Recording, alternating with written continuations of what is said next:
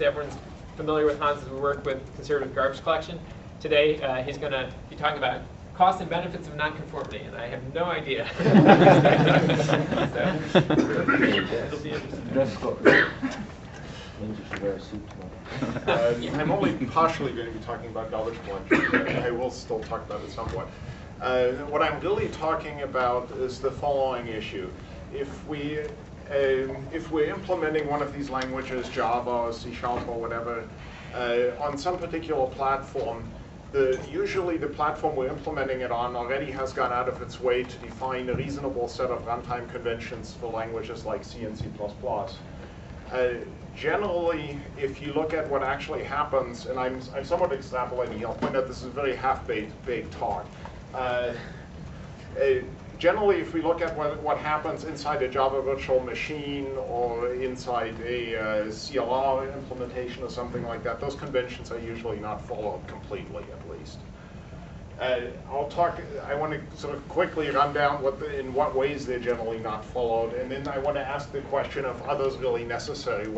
Is that really a win?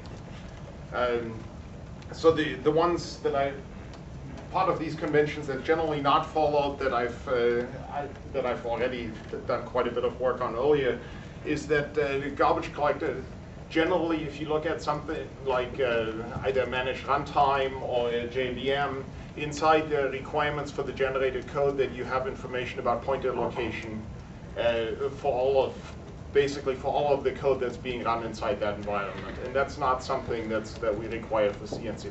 So we'll go into this a little bit later. So in particular, we have to be able to identify, in order to run code inside one of these managed environments, we have to be able to identify pointers that are where pointers are located in the stack and in the registers, at least at some points during program execution. We have to be able to find them inside heap objects, inside the garbage collected heap, and in static data. We also, as part of this, generally end up imposing some restrictions on the generated code about in what ways we can deal with derived pointers, whether and where it's legal to manipulate pointers that really don't point to objects, but that point to some displacement from the base of the object. Generally, we also require that all objects in the system in some form or another have some header information that make them comply to the standards. Other kinds of changes to the platform ABI that these runtime systems typically make is, well, sometimes, in fact, they use a different threading system completely because they decide that the standard threading system on that platform is somehow not adequate. Very commonly, at least last time I looked, and I'm not as familiar as I should be with a lot of these conventions. In fact, it's very common, I believe, to put thread pointers, specific thread pointers, as understood by the runtime system, and allocation pointers in specific registers as part of the runtime convention inside this virtual machine. There are also often some other conventions to allow you to call into interpreted code, which differ from the standard, say, C and C++ calling convention. And often there might be a sort of special exception and unwind support to deal with Java exceptions. Can I have another one just for your list? Okay. Keep allocated activation records, which, back in the book in the architecture. Right. That's a different one, actually. I think that's sort of a different topic, but it's a good one for this list. Yeah. I can add two. Yeah. Well, the save points themselves, no infinite loops. And the calling conventions might well include a stack balance check to reallocate the stack and move it. The fact that you move the stack. Right, right. That's actually a good one. That's one that I'm not addressing here also, of course, but it's actually an interesting one to discuss for later. Okay. So the costs of changing these runtime conventions. Well, one is since these VMs don't follow the native ABIs, we don't have a pre-made standard that everybody can follow. So if we want to try to plug things together, we tend to have some interoperability problems, both between code that's generated by these VMs and existing so-called native code. It's interesting that in this context, actually, native and foreign are synonyms. So I'll use them. I'll use them that way. So there are interoperability issues. We also, in general, have some problems that it becomes less useful to use sort of the tools that are supplied to aid in debugging or whatever of native code for that particular platform, because those tools don't actually don't automatically understand the runtime conventions that are followed by the VM. The fact that the runtime conventions are presumed to be different also tends to have some implications on the user's programming model.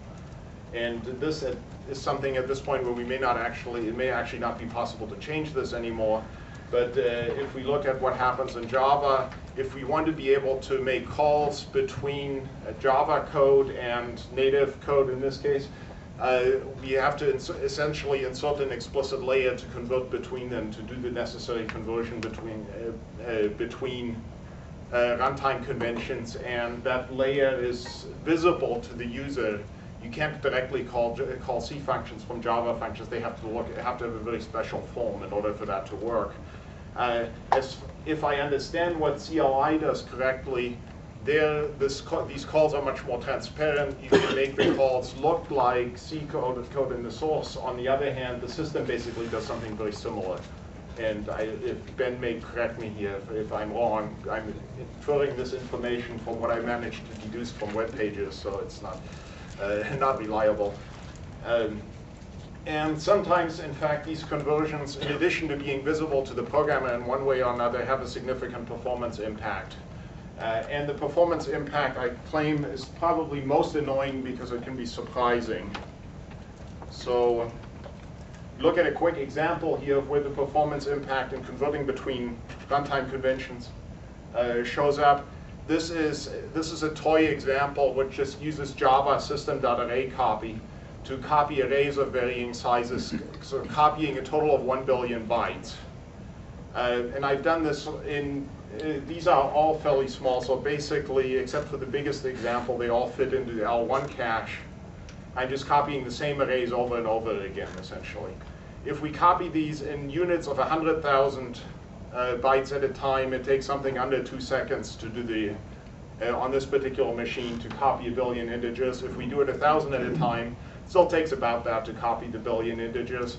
If we do it 10 characters at a time, suddenly, no matter what Java virtual machine we use, at least among the ones I've tried, performance actually is fairly awful if we look at it objectively.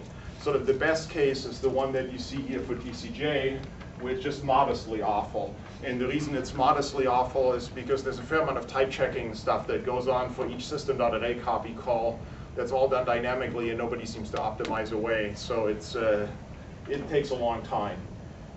But then occasionally, if we look, in this case, we look at the Sun JVM on a platform that they didn't tune for very well. I suspect I should say that. That's important here. Actually, it does better on x86, which they did tune for. The performance is even far more awful than that. And if you look at the profile there, at least my deduction here, the problem is that they decide that eventually array copy is implemented underneath in the runtime as a call to a standard system function, move, I think, actually. And somebody there has to do the calling convention conversion, and that actually turns out to be very slow. Because if I look, I don't know exactly what the Sun JVM is doing inside, but it seemed to be spending a lot of time in interpreter code and so on, which didn't make much sense. Cliff?